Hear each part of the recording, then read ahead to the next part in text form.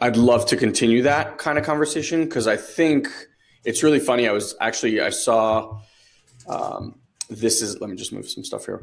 I saw This Is Us. I was catching up last night and I was just, it kind of like, that was the conversation that rolled to me. And the question is, and he said it great. It's like, why do people struggle so much to break old habits?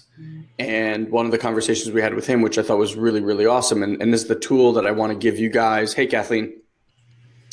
What's up, Troy? It really is a throwback Monday. You got Troy Ellis coming through. It's the holidays. The family's coming back together. That's awesome. I love it. I love it. Love it. I tagged you, by the way, if you want to. Say it again? I tagged you also. Okay, cool. So, I think it's really fascinating how, and I called it the big reality check for a reason, because I feel like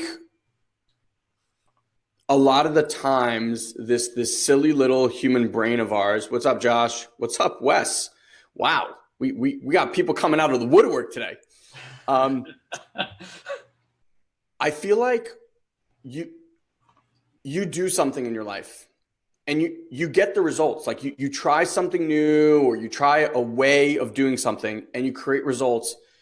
And the question I want to work with you guys on today and like have a conversation. So I'd love if you guys engage with us here today. It's like, have you ever noticed that, did I just do a Seinfeld? Have you ever noticed? Do you ever notice that like, even if you try something new and it produces an awesome result for you in your life, that somehow we still default back to things like, well, maybe it was just lucky. Or I don't know if I can do that again. Or, and we make up something. And even though, like they say, the proof is in the pudding of the actual results that you're able to produce in your life, you somehow go back to that same old. And you don't trust yourself and you don't believe that you can recreate it and you don't believe that it worked, because what the brain tries to do, it tries to formulaically always understand something. It always tries to figure out, well, what's the formula? How do I do this? And how do I do that? And what I want to open up the conversation today and have you guys start taking a look at this is, look at something awesome that you've created recently in your life. Something that was just like magical, let's say. Okay. And tell me if you got to that state of magic by formulaically following some sort of, if I do A plus B plus C, it's going to get to this. Versus, when magic occurs, right? And it does, and it happens, all of you guys can come out here and share amazing stories and things that you've been able to produce, et cetera. When you've kind of stepped out of that, rigidness. And I guess the question that I want to kind of throw out there today, because I loved really what you shared with him earlier, is like, why do we keep trusting a fictitious, made up, nonsensical, what if story that our brain creates when reality, like the reality of life and the reality of your results, say completely otherwise? And why is it that we keep defaulting to what the brain says instead of looking at what our actual results and reality produces? So I'd just love to open it up to you guys. Also, like if you guys have any comments or questions or something that you've noticed in your life, I'd love to interact with you on it. And yeah, bro, I'd love for you to share kind of what you were sharing a little bit earlier, because I thought it was really, really interesting. I wish I would have written the line that you started off by saying. Well, I have a clue, and I usually say those things in flow. So if you ask me later to repeat myself, I can't really do it. But here's what I will say about all that. So one of the things I told him was that we have a choice moment by moment to either operate from experience or operate from intuition. That was the line. That's the line you're looking for, right? Yep. So, because that was an insight I had this morning. And of course, we get on the call and it's like the perfect thing to share with him at that time. So what I mean by that is, if you look at, if we just define experience loosely, not to apples and oranges and everyone starts throwing out definitions, just a definition to work with here is that experience is what we rely on and what our logical systems have comprehended or put in place based on whatever it is that we're calling our personal experience, right? Intuition, so we're being guided by that past essentially, right? So it's like now you're actually trying to create a future by leveraging your past, which is usually why it doesn't work for most people, because what your mind actually does is it misappropriates and puts past traumas into the future. And we actually live from the present moment into our future, right? Like into our expectations into the future. And if your past is in your future, like all the things that you haven't completed yet, felt through, etc., what you end up doing is just reliving your past in different variations over and over again. This is a lot of times why you hear people saying like, oh, I switched jobs, another crazy boss, or I'm dating, this person's crazy, you know, she's crazy, he's an asshole, and all these different things that were like, how does this keep happening to me? It's just basically like ruptures in our development that are not complete yet, and you keep having an opportunity to complete them, except nobody's really given you the tools how to do that. So the other way is to live directly from, let's call it divine intelligence, said another way, gut instinct, intuition. And this is the one that requires faith because it requires no logic whatsoever. Why you're doing what you're doing is not important. Suddenly you feel like you're supposed to get on that train, or you're supposed to make a left where you would normally make a right. And then before you know it, you're bumping into a person you haven't seen in 10 years, and they're telling you exactly what you need to hear. Someone I know has had a lot of issues with like her dog having a lot of surgery. She's got a blue nose pit, and just told me this story about when she was going through all these surgeries. It was costing her, tens of thousands of dollars, and she was basically flat ass broke, and was basically dealing with the fact that her dog was going to die because she didn't have the money to take care of it. Ends up going to some event or some restaurant, sitting next to this woman, tells her the story of what's going on with her, and the woman hands her a $5,000 check, which is enough to cover the surgery of the dog and saves the dog's life. Now, when Elon says, why is it so often that we see evidence for this, yet then we go right back to the old programming? I think part of it is personal training, meaning just we're passing down this lineage of Western mind logic thinking. Part of it is we don't change our environment. So we see everybody else doing that. It must be the right way to do it. And then the other thing I want to kind of throw in the mix here is that we are starting to see signs of this in the greater society, because people are starting to use different terminology. And this is what I told him too, is that when you're in this like doing-based, solution-based, logical-based type of model, notice how from where you want to get to where you want to be, or where you are to where you want to be, it's a linear path. You have a set amount of things you're going to do. You're going to do them in a scheduled time. It's going to hopefully lead to specific results, and you're just kind of like knocking out this to-do list, hoping that it ends up that way. If that really worked, everybody or mostly everybody would be healthy, abundant, free, joyful, powerful, self-expressed. So I often say that, one of my gifts is looking at the greater whole, saying, okay, well, what's the model that we're working with? If that model is not working, it must not be a great model. We should probably throw it away and start over. And if we look at society as a whole with all those things I just mentioned, I think you guys would agree, that is not the greater experience of 7.5 billion people on our planet today. So if that's the case, why do we keep leaning into this model? And why aren't we looking for other ones where at the same time you have people, celebrities, people who are really abundant, people who are really healthy, trying to clue you in as to how it is, not even how, but that there's a way that they're being and operating that's literally pulling in the results. If you watch any Jim Carrey video from the past 5 years, if you watch any Will Smith video of him talking about how his life came to be the way that it is, all these people are pointing to that.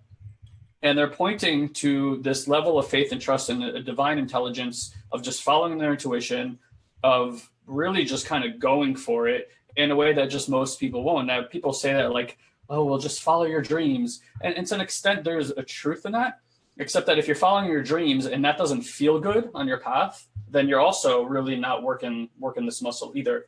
So, this is the distinction, guys, is how much are you willing to live your life purely based on intuition, purely based on being guided by divine intelligence.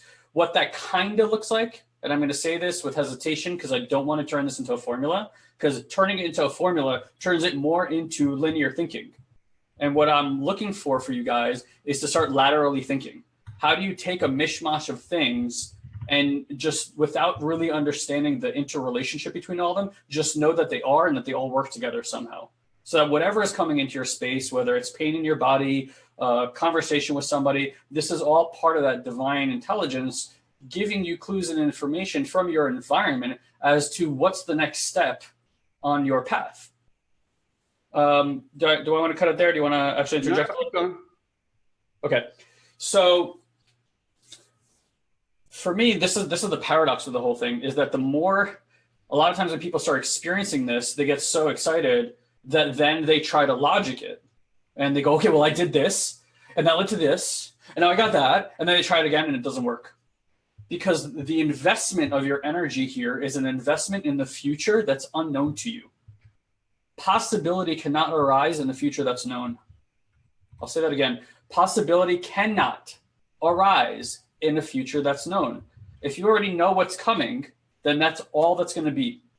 So you actually have to invest your energy into a timeline ahead of you where you absolutely have no clue. In fact, you actually give up the need at all to have some sort of logical understanding over what's happening and just kind of remain in this ether of the unknown.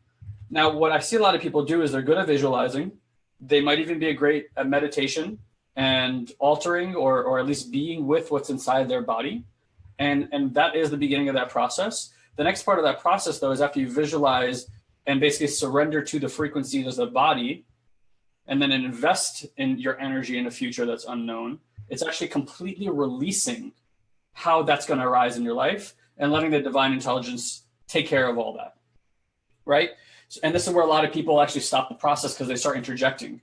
They visualize it and then they say, this is what I want, except that wanting creates an attachment. So if anything is going on in my life, right, we can judge it as good or bad, anything.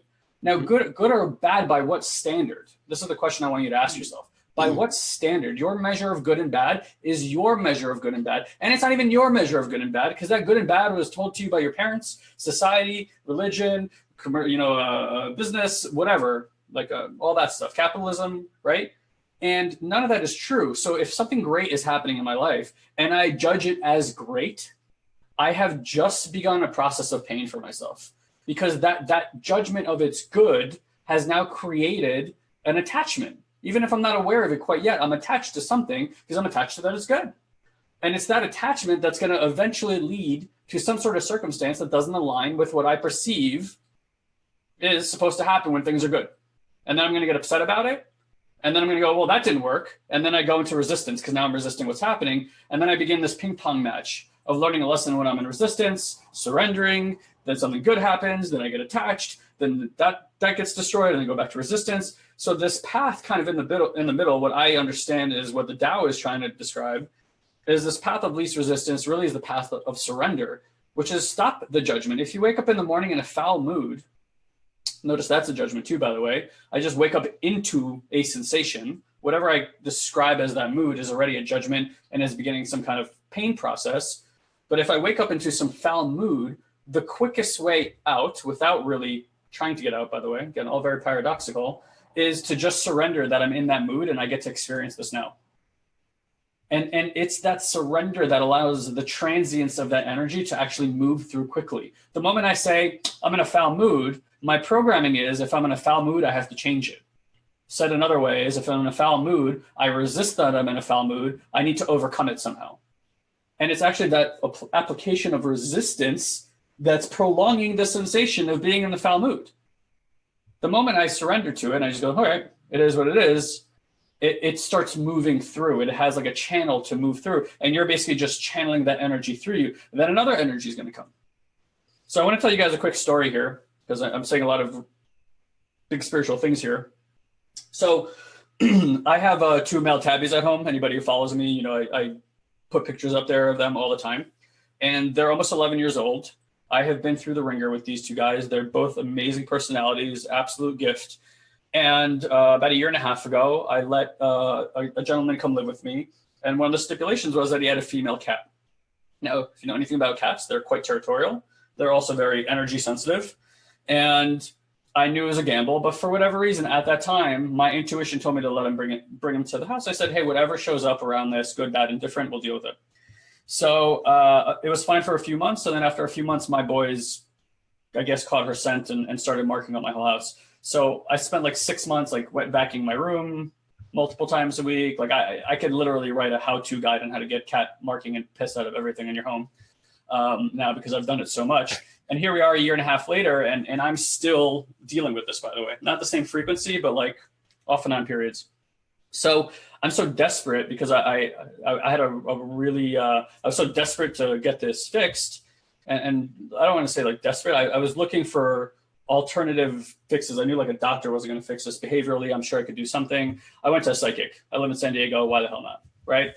So, so I got on the call with the psychic, and like 90% of what she told me, maybe 95%, you could probably find in a Google search. I have, but something did shift. She gave me a different perspective. And one of the things she told me was that these beings are lacking purpose.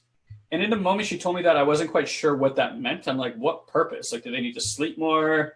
Or do they want to, like, do they need to decapitate a mouse once a day? Like, I don't know what they need. I'm like, but I'm willing to just tell me. And she goes, you know what? Part of it is like kind of discovering with them. So I started thinking like, what could their purpose be? Now their purpose could be like aligned with my purpose, and they support the energy somehow. So I'm on calls and doing things like this, like they're just clearing energy from the room and making me a clearer channel. It could be that their purpose is to go outside and blah, blah, blah, blah, blah. So it's like 2-3 days later, and I have one of the worst days I've had with them to date. Like markings everywhere.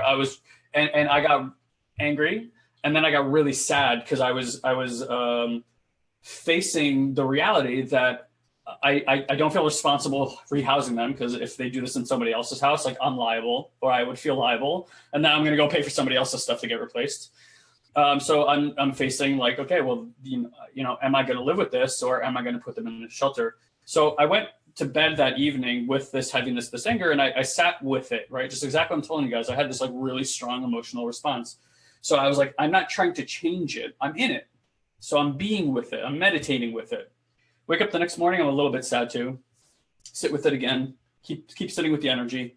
And then I go upstairs, and this is the lesson. And I just learned a huge lesson like across the board from this. Because they come upstairs, and I'm looking at them, and I'm noticing I'm angry, and I know that they're sensitive to the way I'm being. So I'm like, my energy has been like hostile towards them, because now they become like an enemy in my house, right? And I love these two little fuckers. So I'm standing there, and I go, this is my insight. I think to myself, you know what? I can only be upset if I perceive ownership here. And I'll tell you what I mean by that, because for the 11 years I've had them, and most pet owners, most parents, you look at your kids, you look at your parents, even your friends and people in your relationship as, I own you. I have ownership with you, which means I have dominion over you, right? And if I have dominion over you, it's like that whole thing, when you're under my roof, you live under my rules, right? Like Dad used to say, or like everyone's father and God and all the rest of it, right? It all comes from the same patriarchal type of thinking. And I thought to myself, I would only get upset if that's how I thought about these cats, that I have ownership. If I just see them as sentient beings who came here for purpose, who, while they share space with me, are not mine, no more than anybody's children are their own, right? They're sharing space with you. They chose you as a channel to come into this world. You don't own that person. That's called slavery, you know? So I thought to myself, from the eyes of ownership, they're supposed to show up a certain way. They're supposed to be on a certain diet. I have one cat who's like Garfield. He literally gorges and eats himself to death. And I've been managing his intake of food for years now. And I thought to myself, you know what? Who am I to say what you're here for? Maybe you came down here to stuff your fucking face, vomit and explode, and die. And I could only be upset if I have ownership and think that that's not supposed to happen to you. Or however it is that they show up. So I was like, you know what? You're free. Eat however much you want. Go outside whenever you feel like it. Piss here, do that. I'm like, do whatever you want. I haven't had one accident in the house since that happened. Wow. Not one. because I started loving them again. Like now I look at them, I'm like, opportunities for love. I'm like, how are you? Blah, blah, blah, blah, blah. It just completely shifted how I was interacting with them. Wow. Right. So I was like, oh shit. I'm like, oh, and then I thought to myself, they're fulfilling their purpose. They're teaching through me. If like, I actually thought to myself, they're here to teach along with me when she said that. Now, if they teach me lessons, I get to bring those lessons into everything that I do with every person I interact with. Whose purpose is being fulfilled? Mine or theirs, or both of ours. Yeah. So I started kind of taking this concept everywhere, like where I'm upset, I perceive ownership. Think about like a loved one you've been in a relationship with for a long time. Why are you upset? There's some way they're supposed to be. You can only believe that there's supposed to be some way if you perceive you have some kind of dominion over them or ownership over them. Same thing with children. All right, I talked a lot. So here's my question. Like, I want to bring this back a little bit full circle. So with all that being said, you've tried certain things in the past, right? With the cats? Everything. Okay. Is what you're trying now completely different and completely new? Or is it something that you've tried some way, shape, or form before? You know what? Even if I have, I know now, because me, I'm like so sensitive to what's happening internally. Like, you know, part of my work these days is not really understanding personal development or spiritual development. It's making the internal, like not even making, noticing the internal shifts as they happen. Like I actually notice energy shifts in my body, and I'm no longer concerned with having to language what's going on. I'm just like, I have so much trust now. I'm like, oh my God, that experience completely changed my life. It shows up afterwards. I even knew when I was talking to that psychic, I'm like, oh, something shifted inside of me. I didn't know till almost a week later what really had shifted just by seeing, you know, something on the court.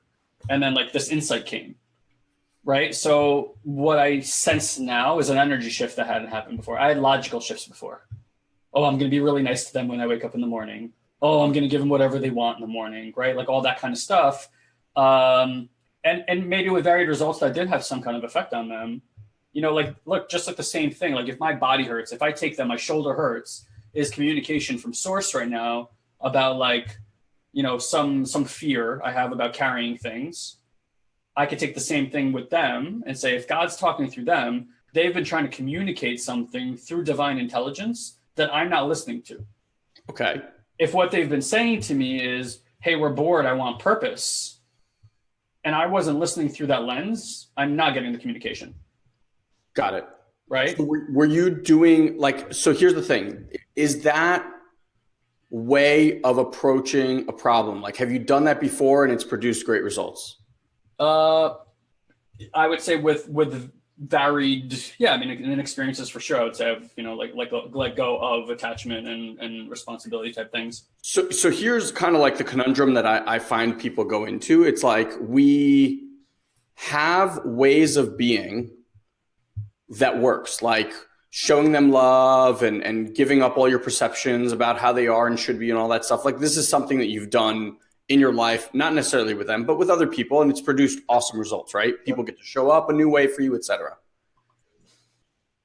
How is it that we have so much proof in our lives for what actually works, and yet we keep going back to what doesn't? We keep going back to that knee-jerk reaction, the old program, the getting pissed, the getting upset, the like, you know, struggling and all that stuff. How is that the default mode that we keep bouncing back into?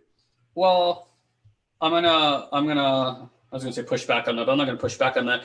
I think that's one way to perceive it, but we could also say that's a perception. Maybe we're never going back at all. Right? So I'll give you another example, right? Like I'm in a new relationship right now. And this has been somebody I've been dating since like June-ish, or end of June. And it was a really beautiful connection. And I kept this person at arm's length. Okay. Part of that now I see, because now that we're getting closer and closer, is hey, I'm allowing it. And she is too. The part of that has been, I have lived around people and have been around many friends who've gotten married and have met the one and have enrolled me in a story of what it's like to meet a soulmate. Okay. Okay. That story is you see this person, you look at each other's eyes within no time flat. You go, oh my God, I've been looking for you my whole life. Please don't ever leave me again. Okay. So in essence, for me, I have had this belief, whether conscious or unconscious, that when I would meet the right one, I would have this like explosive energy experience. I'm like, oh my God, this is really new. Now, granted, in my life, I've actually had that experience many times, more than once for sure, right? I just never committed to it as a lifelong journey, and it's come about. So my experience has been with most of my relationships that's how a relationship starts, or the good ones anyway, right? And while I thought I was open to looking other ways, not really, kind of attached to it. Yeah. So here I am with this amazing woman, and when I was in Europe, when we were in Europe together, I thought to myself at some point, I'm like, this feels like an old glove. 10 minutes. Okay. I thought to myself, this feels like an old glove. And for some reason that just was there, but it really didn't hit home too much. And, when I got home, I was kind of thinking about, okay, like, what did this trip produce? Where's the relationship now? Is this still it? And, the funny thing is when we first met each other, we said to each other, you're not my person right away. Like, it was really early on. We're like, you're amazing. I love spending time with you. Not my person. And not my person because I don't think we were experiencing that fire, right? And in another way, like I wasn't really in a place at that time just because I wasn't really fully healed from early relationship to really have that energy with somebody. So it could have been there, could have not. Here's my point is that that's like how it is in all things in life, right? Where we always have a perception of how it's going to feel or look when it finally arrives. And then it's like, what you don't know is that you've created some kind of framework and everything else is kind of being judged through that framework. Sometimes it's really obvious, sometimes not. So here I was looking at all my relationships that started that way. And I'm like, logically, all my relationships that started that way, while they were wonderful, have also finished. Like they didn't, those weren't long-term relationships for me. Right.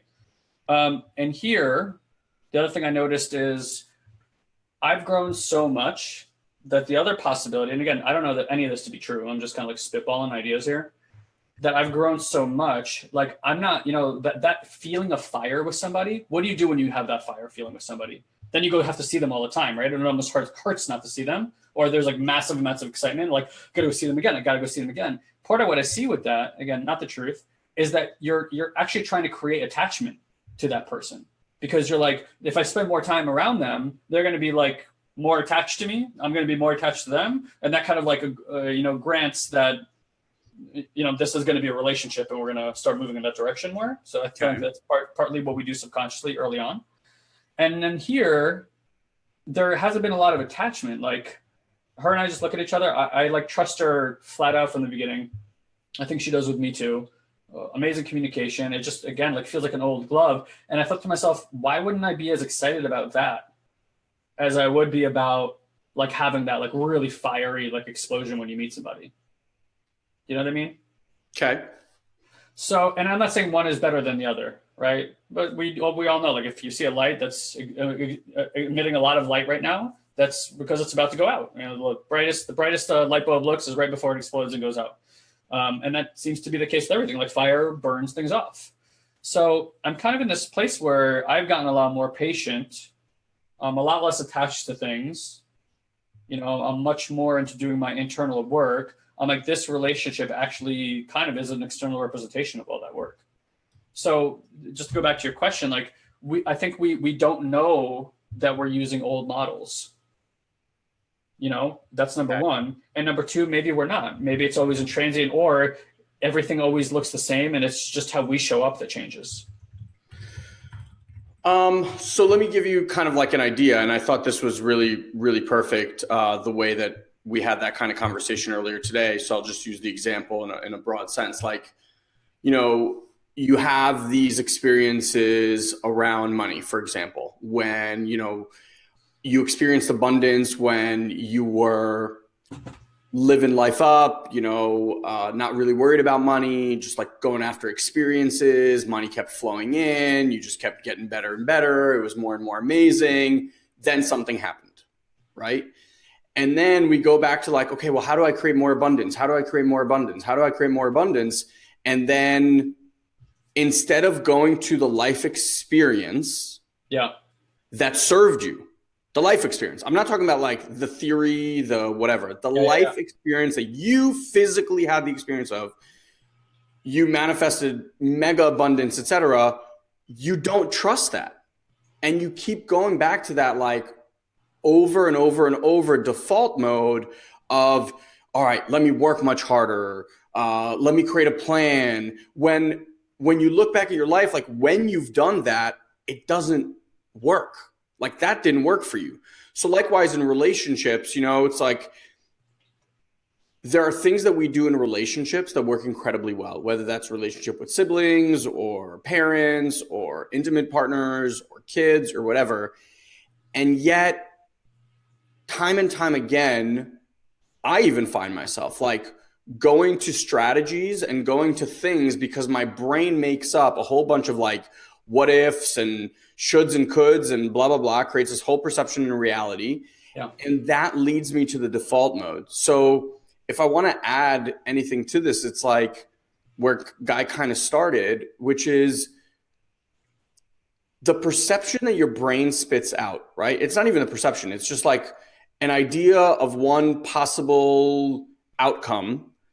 And keep in mind, like your brain really is just a terrified probability machine that's trying to come up with like the highest probability of X, Y, and Z happening. Now, here's where it gets a little kooky is we buy into that, not because it's 100% likely, but it's of all the possible options, that's the highest percentage of it happening, right? So it's like in linear thinking. And that's what I'm saying, because this is how like our brain goes. So in lateral thinking, not so. Not at all. So that's where I want to kind of like finish this is that difference between the two, because your brain, that's what it does. That's the mechanism of what it does. And I think the reason people keep defaulting to that instead of actually looking, what I said, like a reality check is like, hey, look at your life, at the results that you've produced in any area, and see what in that worked. Not listen to what ifs and the brain and like all that stuff coming up. Because again, here's the crazy part.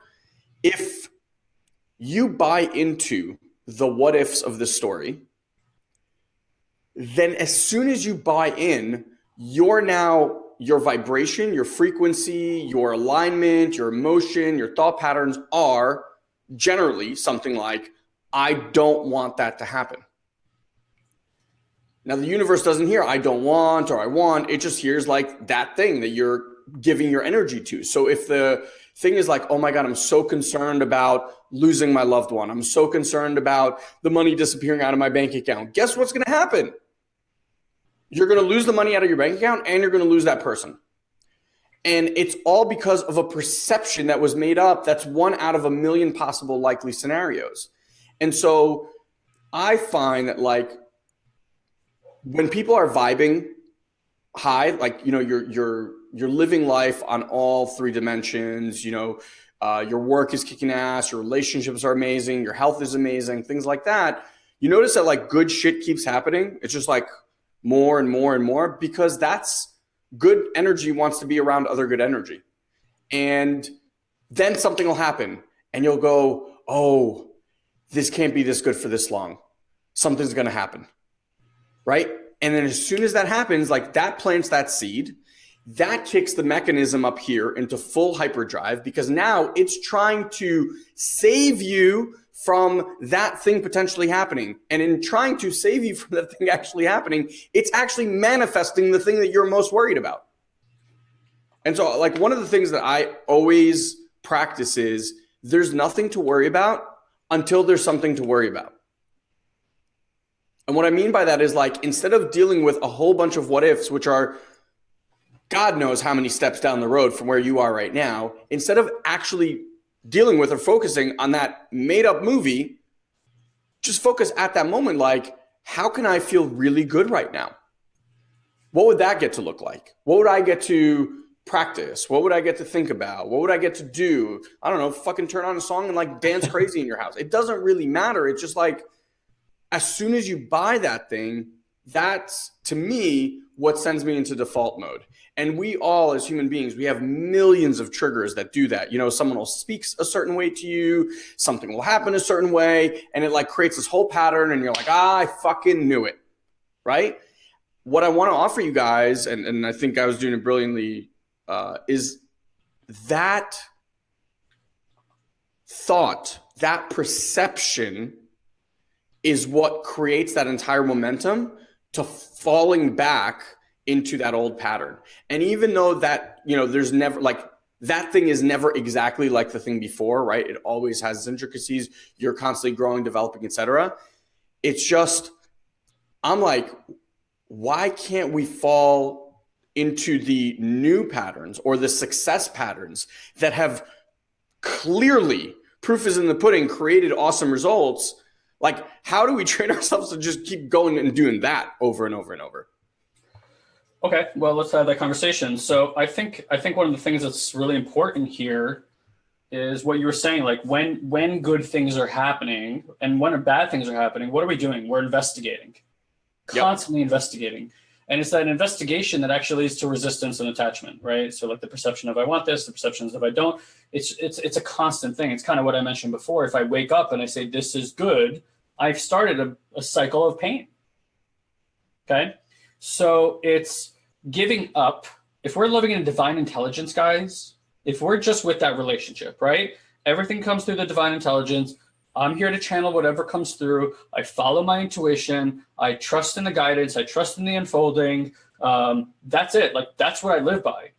Then is the investigation important from that place? It's a waste of your fucking time. Exactly. It's a waste of your fucking energy also. So that means that anything in front of you, there's nothing to investigate ever. There's always just, I'm going to surrender to what's so. I don't know about you guys. You're going to feel way more energized throughout the day. Yeah. That alone, life-altering, monumental, holy poop shit type of transformation right there, right? Amazing. So I think to go back to your original question, why do we do that? Because what's investigating? We're not investigating. Something's investigating. A mechanism within ourselves is investigating, and it's investigating, I would say, with the end in mind of it's seeking safety in all ways. Why do we pursue business goals and money, right? For the false perception that when we have it, we'll feel safer. Why do we try to understand anything? Because if I understand conceptually, I have better probability of controlling the situation, which means I get to control the, like, have the perception of controlling the outcomes, which means I don't have to deal with my self-worth issues, by the way. And if you're not dealing with your self-worth issues, and they're not issues, they're just ruptures that require healing, it actually means you're actually losing the opportunity to turn on the part of yourself that actually sources the energy of manifestation. So by doing more, you're moving further and further away from your capacity to manifest. Again, linear thinking, point A to point B, versus lateral thinking, all shit all the time. Okay? And in business, they're doing this too. Right now, you're going to hear people talking about, well, let's laterally think about this. And what they do is they take the concept that they're looking for and they introduce 2 or 3 really foreign concepts around it. And they look at and perceive what's the relationship? How do these relate to one another in ways that we've never thought of before? Kind of like taking different ice cream flavors and mixing them all together to see what kind of flavor you're going to cause, or like or wines or anything, right? That's lateral thinking. So, you know, I think where we get is not about, now we could say, well, if we go in this route, the danger is we start vilifying the logical mind, which will actually have you using logic to try to unvilify the logical mind. So, and again, and that's what's so paradoxical about these ideas, because they're not really ideas. There's a way of being, there's an energy shift in the body, and that's all it is. The moment you attach to something and try to move forward towards it with linear thinking and with doing, the paradox is it's moving away from you with equal and opposite speed.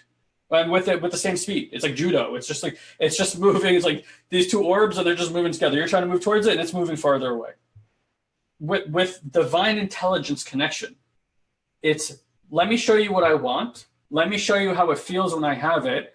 And then that's it, and unattaching, and then just trusting that you've now magnetized your body to receive circumstances, people, situations, everything that align with this vibrational frequency of the body. And however it comes, it comes. And that's the feedback from the environment. And then you can go, cool.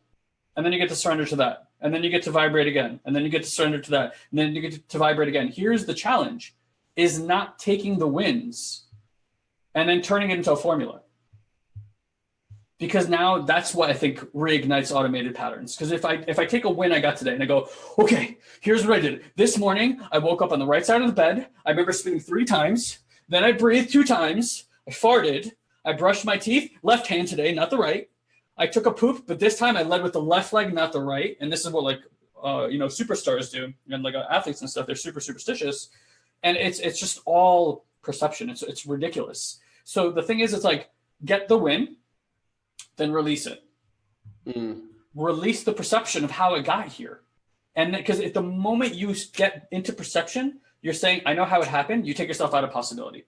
Again, possibility can only happen in unknown. So if you're starting to take possibility and you're making it known, you go back into logic.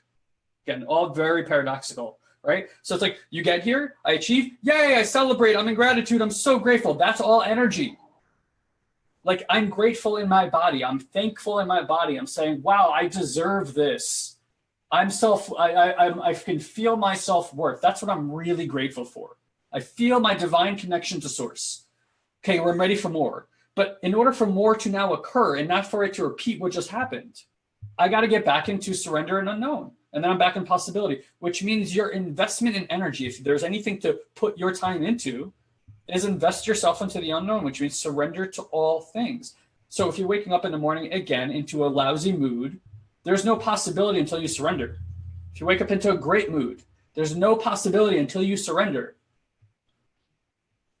So I think here we're talking about, there's a concept in Kabbalah called the tourist and the spy. That's really what we're talking about. Remain a tourist in your life. Stop trying to figure it out. Stop trying to understand them. Stop trying to understand you. Every time you do, you paradoxically move further away from the things that you actually want. Okay? And that's really, I think the challenge here is that when the challenges come, this is what they're talking about. You go from a tourist, and then the challenge happens, and you become a spy. And a spy is somebody who looks for evidence. They use the logical mind. A tourist, if anybody's ever traveled quite a bit, the joy of traveling is you're kind of in a lateral thinking way. You wake up in the morning, I don't know what's going to happen today. And then all this magical shit happens because you're out of your element, you're out of your routine, and you're not expecting anything. And then all this beauty shows up. I believe it's why people feel more of themselves when they travel. They see synchronicity when they travel. They have magical events happen to them all the time. So, I was there with I don't want to just say her name just for, privacy reasons, but I was in Europe, and we're walking through there. She's in a challenging time in her life. And I said, you came here, you came on this trip on faith, right? She's like, yeah, absolutely. Within a week of her saying yes to the trip, I think even less, I think the day she said yes to the trip, one of my friend's moms who lives in Amsterdam, in one of the probably nicer apartments in Amsterdam, beautiful view, wanted to come to San Diego. And she asked my other friend, she's like, do you have any friends who want to go to Amsterdam for a few weeks while I come to San Diego and we could just swap homes? And she had just bought her fucking ticket to go to Amsterdam. Wow. Right? Like that just happened. So she had a free place to stay. So she doesn't have a lot of money. This was like a budget trip for her. Now she has one of the most nicest apartments in Amsterdam. Okay. Linear thinking would not have gotten her there. That wouldn't have happened. She just followed intuition. So walking through the streets, and it's like about a week and a half into the trip, and she's coming home. She doesn't have work and all this other stuff. She, again, like just went on faith. I said, how does it feel to be here? She goes, magical. I'm like, haven't we had one experience after the other that is unexplainable? She goes, yes. I said, do you want to take time to explain it? She said, no. I said, okay, well, do you want this in your life when you go home? And she says, yeah, because she was starting, I could feel anxiety building inside of her. Like it was towards the end of the trip. And we were walking through the streets of Paris, and I said, stop a minute. And I said, feel what you feel. Like, feel what it feels like to live in a magical state. I said, now forward project yourself going home and feel that energy there. Like, you take this energy and put it in your body when you get home. I said, that's the training, because you trusted. Look at all that's happened since you've been here. Even me coming on the trip was part of that, right? Like making that experience happen, all that stuff. I'm like, that's the energy. right? And then should I tell them the rest of it with like David and everything? Yeah, I'll leave that alone. Yeah, but it's like one magical thing after the next, right? It's just, guys, it's in the frequency. It's in the energy. And the moment she started bringing logic, even if, like a week ago, she was here, nothing but turmoil. Yeah. I think that the key takeaway here is we talk about this all the time, whether you're on any of our trainings or in our academy, flow state and how to get into that flow state. And I can't, the way to surrender, or the way to flow, is through surrender. Give up that the answer, or the better way, or any of that stuff, and just release that. It's like Esther Hicks always used to say, like, let go of the oars and just go with it for a bit. And the key is not to go with it and just be terrified and scared and like, oh my God, I don't know because that's more scarcity. That's more of that vibe that you don't want. It's truly releasing and like knowing, like I have a story, and this is just my perception, that I'm protected. Like I'm protected by angels from up on high. Like I cannot hit bottom. And I've created this story because I actually looked at my life and I was like, you know what? Every time it looks like it's going to end, or I'm going to die, or I can't see my way out of the situation. Right before, right? Like there's a release. There's just I can't fight this anymore. And you just let go of the oars. And in that moment, or very shortly after, magic happens. And so I just wanted to have this conversation today to kind of invite you guys to play in magic. I know we're getting into like the last month of the year here. Thanksgiving was like a whole family time. I got so many messages from people like, oh my God, I can't be with my family anymore, which I think is really, really interesting. And, it goes like you have this, and the energy that you're going to stockpile and like create inside of you, the emotional vibration that you're going to bring really is going to kick forward for you the magic of 2018. And how do you want to handle that? So we'll leave the conversation with that. Broski, do we want to tease them with the Prime Your Day stuff? Because actually Steve was asking about it. Like, are we? Sure, we're pretty close to it. Okay. So we'll probably give you guys a little bit more info. For now, what we want you guys to know is that very, very shortly, like in the next week or so, we will be releasing a brand new program. It's not even a program. It's really like a challenge. We thought to ourselves, like, what was the thing that made the biggest difference for us? And it really was starting our day with a very powerful intention and a very powerful routine. And I know it's something that like all of our coaching clients, it's one of the first things we go through, and it makes the biggest difference. It doesn't matter what your energy is at right now. If you can sustain a 30-day morning routine challenge, your life will never be the same, ever. I read an interesting quote by Stephen Covey, who said, what you do in your first 30 minutes of your day doesn't affect the 30 minutes of your day. It affects the 23 and a half hours that come after that. Yep. And I think it's so powerful. So stay tuned, guys. It's something we're actually not even charging for it. You're basically like putting a bet on yourself that you can complete a 30-day challenge. And in doing so, you kind of put your money where your mouth is. And once upon completion, you get that money back. So it's more of a kind of like a game you get to play with yourself. And we just thought it'd be really powerful for people to step into 2018 with that kind of power. So stay tuned. Actually, one more thing I want to add in here. Also, if anybody's using Amazon Alexa, which I imagine is quite a few of you right now, can't really talk about her when she's in the room because she gets crazy. We are actually on the news briefings now. So if you like our podcast, you get like a quick little minute blurb every morning. If you just go to alexa.amazon.com, you can go into your skills and just type in have it all, and it'll pop up our podcast. You could add it there. So in the morning when you talk to your Amazon, if you to your Echo, you could just say, give me my flash briefing, and you'll get a little blurb from us every morning as well. Awesome. Just a cool little feature. All right, guys. Hope that conversation really landed for you. Would love to hear some of your comments in the comment box. What you took away from this would be awesome. And we look forward to seeing you guys. We have our live webinar happening this Wednesday at 8 p.m. Eastern Standard Time. If you haven't come checked it out, that would be a great time. We're actually starting our new 100-day manifestation masterclass the day after, so that Thursday. So this would be basically your last chance to get into this next live coaching program. All right, guys. Very cool. All right, broski. I'll talk to you soon. Yep. Everybody, love you. Love you too.